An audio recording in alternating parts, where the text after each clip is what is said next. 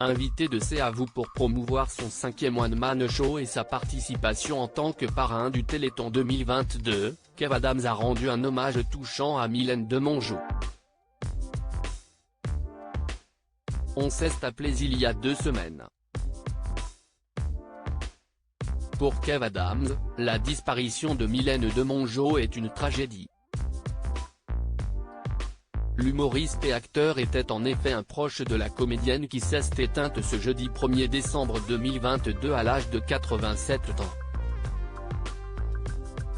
Malade après une récidive de son cancer, elle est décédée, laissant derrière elle le cinéma des années 50 et 60. Connue d'abord pour ses rôles dans la trilogie Fantomas, elle a vécu un véritable retour dans les salles il y a une quinzaine d'années, notamment en jouant dans Campi et 36, Quai des Orfèvres d'Olivier Marchal. Mais cette année, elle a connu le succès avec Maison de retraite, où elle partageait l'affiche avec Kev Adams, qui lui a rendu un vibrant hommage. Mylène Demongeot devait être dans la suite de Maison de retraite. L'humoriste était en effet ce soir dans C'est à vous pour promouvoir son nouveau spectacle, le 5e, mais également pour parler de son rôle de parrain du Téléthon 2022. L'événement, qui démarre demain, permet de lever chaque année plusieurs millions d'euros en faveur de la recherche contre les myopathies.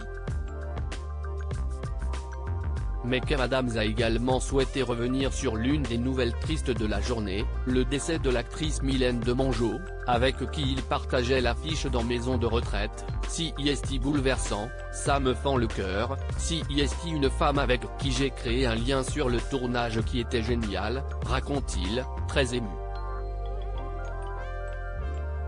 Il révèle avoir eu la comédienne il y a 2 semaines au téléphone, notamment pour lui parler de la suite de Maison de retraite, mise en chantier après le succès en salle du premier opus.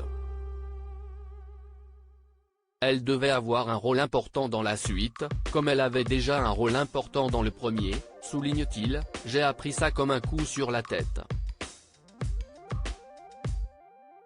On t'oubliera pas, lance Kev Adams ému. Il n'y a aucun moment dans ma tête où j'ai envisagé le fait qu'elle puisse pas être avec nous pour la suite, d'apprendre ça aujourd'hui ça m'a cassé en deux, explique Kev Adams, qui dit que grâce à elle, il a pu voir de nombreux films qu'elle lui a conseillés afin de ne plus être un culte. Mylène, on t'oubliera pas, je suis très ému aujourd'hui, et j'espère qu'on se souviendra longtemps de cette immense actrice, conclut-il. À lire aussi mort de l'actrice Mylène Demongeot, à l'âge de 87 ans.